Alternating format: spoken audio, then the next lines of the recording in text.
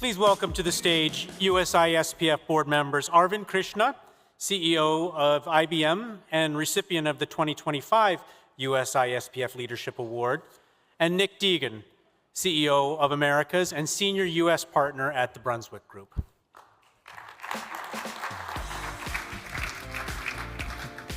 Thank you all. Thank you, Mukesh. Thank you, John.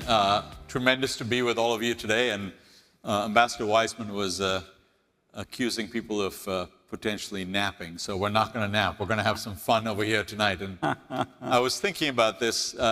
What a rare opportunity to have both Arvind Krishna and Prem Watsa together. So, of course, I went into ChatGPT. I did all the questions. So you guys will have to figure out which questions are from ChatGPT and which questions are my own. But it's funny, Prem, you've been called the Buffett of Canada. And I was thinking, this could be like a Berkshire Hathaway meeting with better Wi-Fi. You know, we could then, and all the people here could be thinking of potential investments. But Arvind, Warren Buffett actually sold out of IBM in 2014. He could have doubled his money. I mean, look at that. So easily. He doesn't get all the decisions right. Exactly. So this is there's hope for everyone. I would love to. You know, it's funny. I was thinking about this. These are two people to me on stage who symbolize long term, and we're thinking about the U.S.-India partnership, the North American-India partnership, and these things are long term. It could also mean that we could have this conversation in 10 years and you'll be right one day. So one of those things will be true. Prem, I'm curious, you mentioned this on stage, and you left India at 22 with $8, and you know, you're now called the Buffett of Canada, though I noticed you weren't eating hamburgers and cherry Coke, so you're more abstemious than that. I love Indian food. And you love Indian food.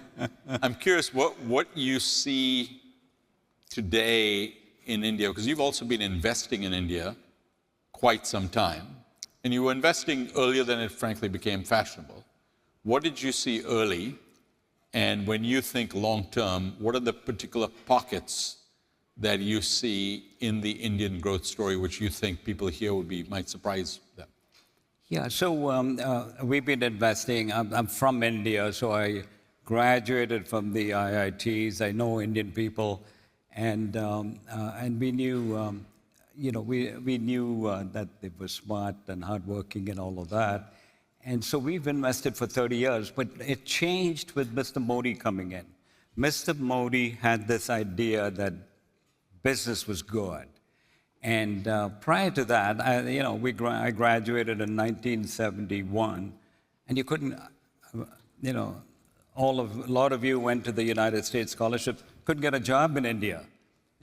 You couldn't get a job unless you knew the right people. And so that changed with Mr. Modi.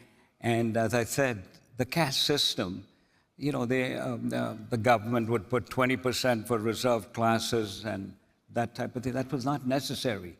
Now you get an opportunity. It's an opportunity economy. And if you work hard and you get some idea, the rest, the possibilities are enormous.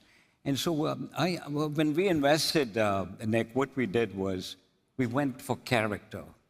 The fact that you have a track record, you're a good person, you're going to build the company over a long term, that's what attracted us. We didn't care what sector it was.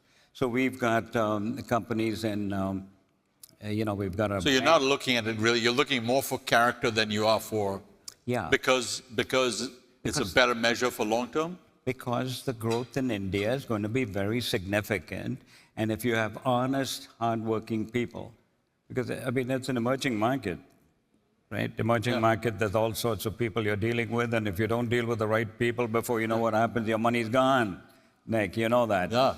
And so, so you have to be careful with that. But character, hard work, a track record, and they're not like, nothing against PE, but they're not trying to sell the company in 5 years or 4 years. They're trying to build it over 10, 15, 20. So we own the Bangalore International Airport. We own 74% of it. And there was a young fellow that we put in charge there, was already there for 10 years.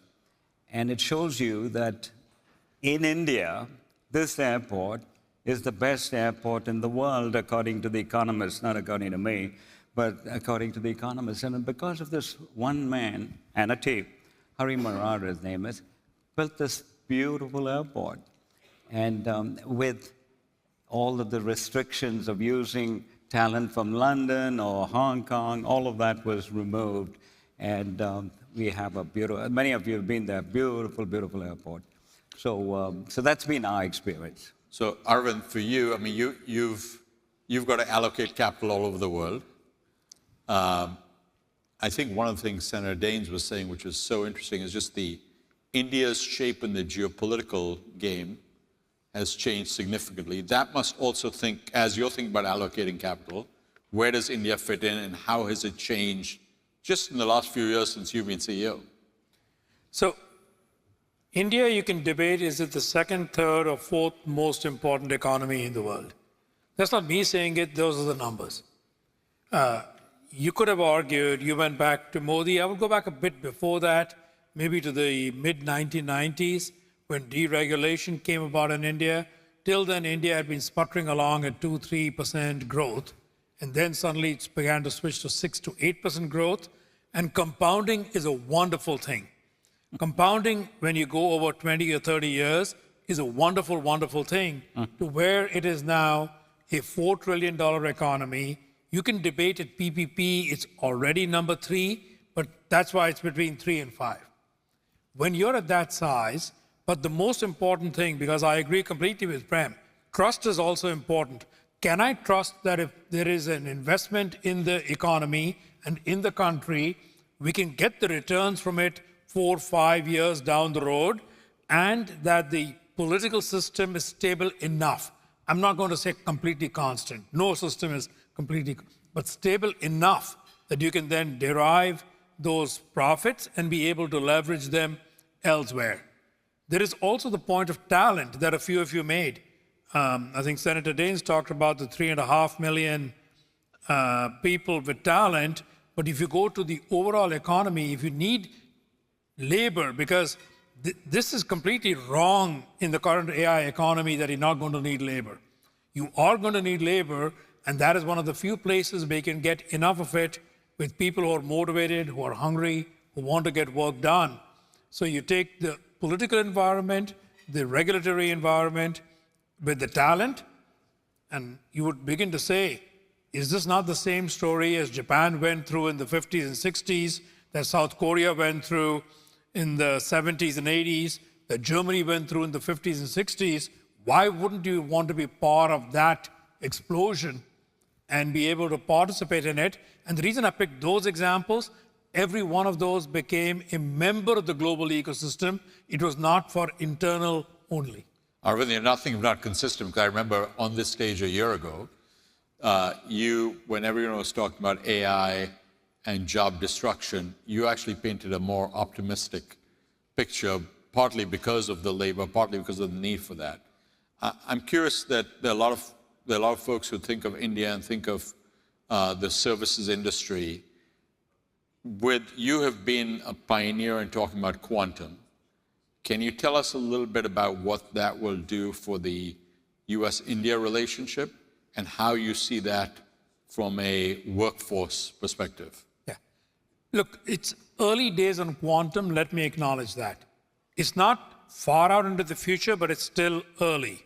You said earlier, when I heard you say, you said earlier, I thought you meant 10 years, and you said a year away. 2 to 3. 2 to 3, okay. 2 to 3 for massive commercial advantage. So why are we, and Ambassador Quatra mentioned it, we have put in one quantum computer that is going to go into Amravati, and that is an agreement with the state there and with the national government.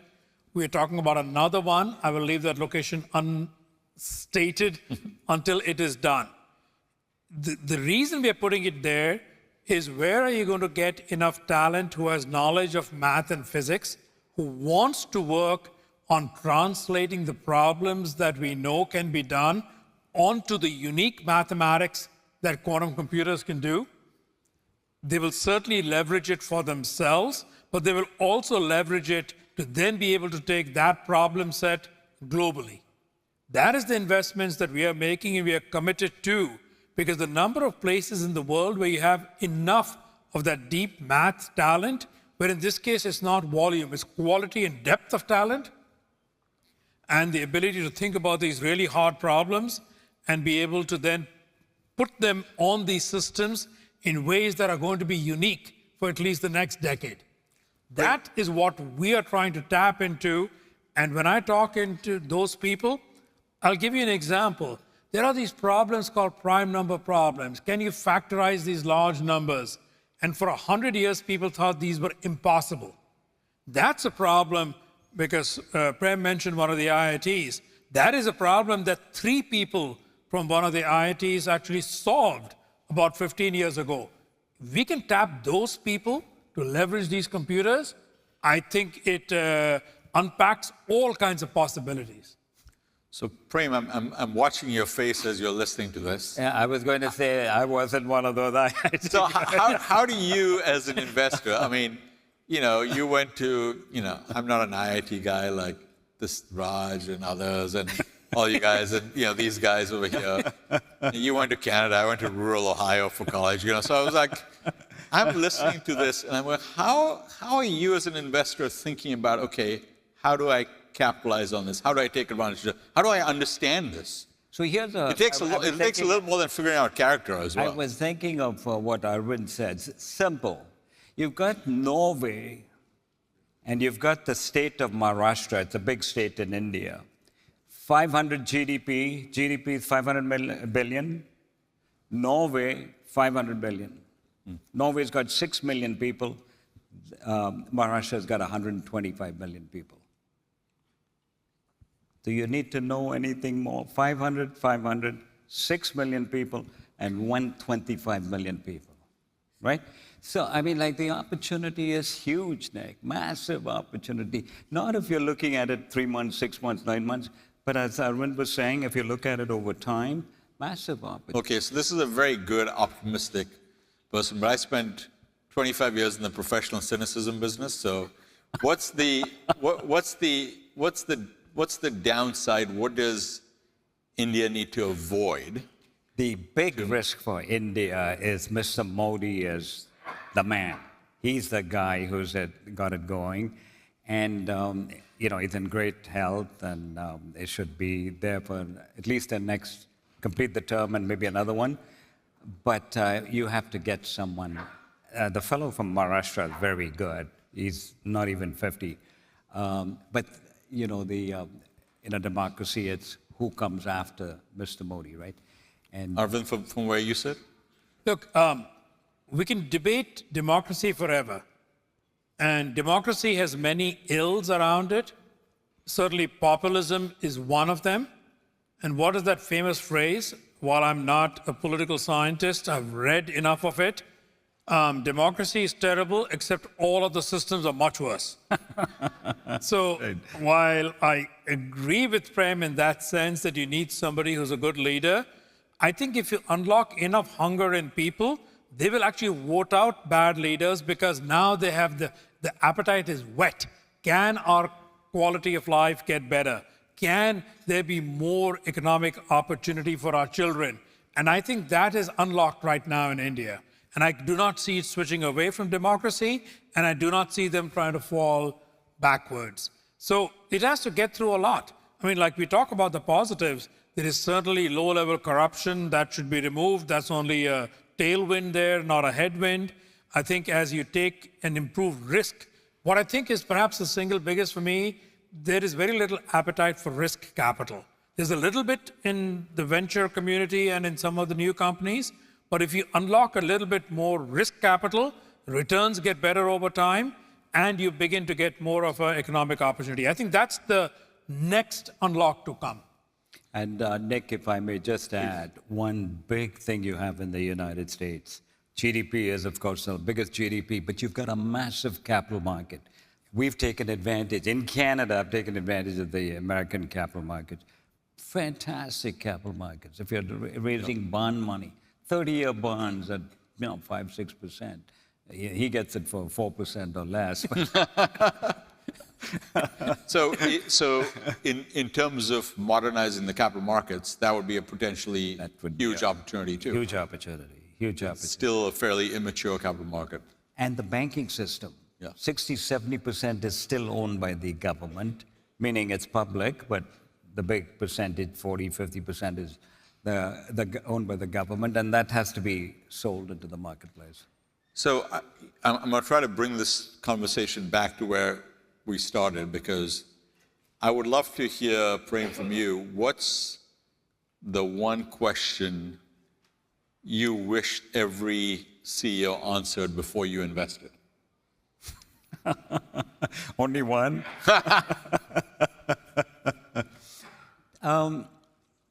I like, if there's one characteristic I'm looking at, it's humility. The fact that you don't know, you're not arrogant enough to think you know all the answers, and that you're humble enough to listen to Arvind or you or anyone else. And that's what I'm looking at when I meet people. But we are always looking at CEOs who've done really well. They're very exceptional CEOs, and it's like a passion for them. That's what they want to do. And if you get a fair price, then you invest in it.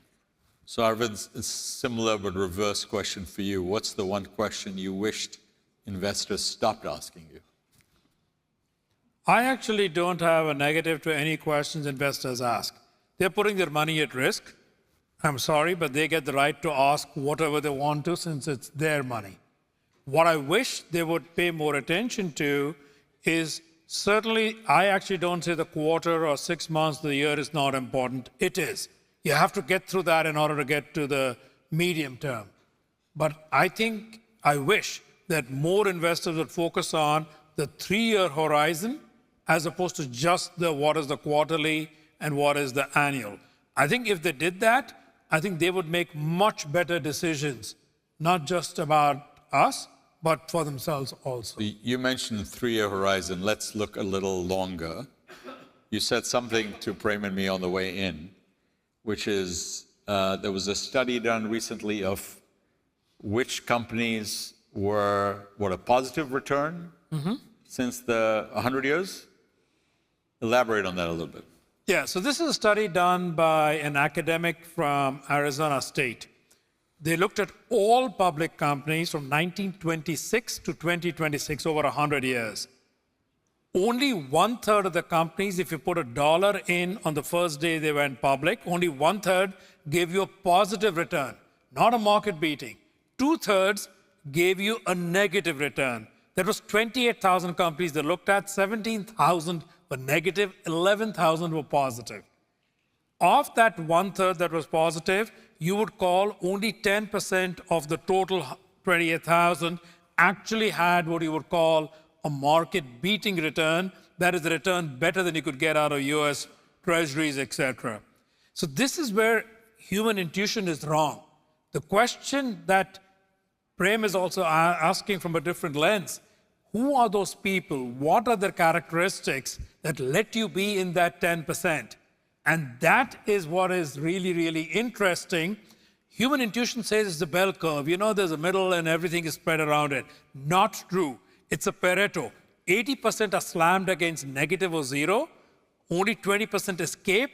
The question you should always ask is, what is it that allows you to be in that thin, long tail as opposed to the negative? And where was IBM on that?